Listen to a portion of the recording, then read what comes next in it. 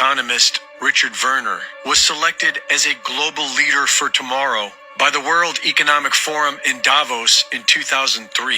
Here, he tells us an insider's view of what to soon expect, and says the only way to survive the Great Reset is for us to immediately begin setting up our own banking system. In each domicile, they should be locally set up and authorized by the local regulators, and it's a profitable investment. Banking is profitable.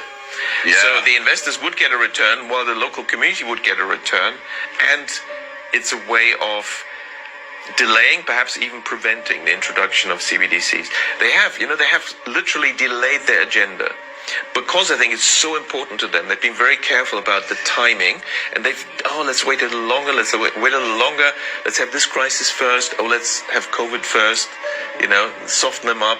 But they've delayed, because the technology was already ready around 2015 to roll out. And what people don't mention is, what do these CBDCs actually look like? At the moment, there's a bit of talk about this being phone-based apps. And yes, that is the initial phase.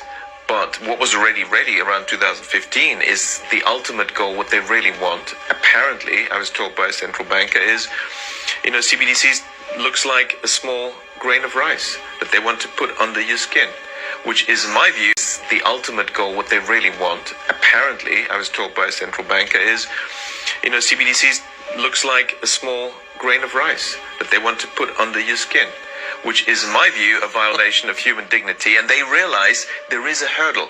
So to get people to accept this, there will be, why suddenly all the billionaires saying, let's have universal basic income?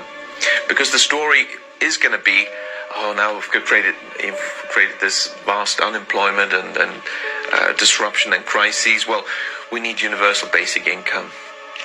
You will get 2,000 euros into your account every month. But of course, to run this efficiently, we need to use the latest technology. So, you need the CBDC chip implant.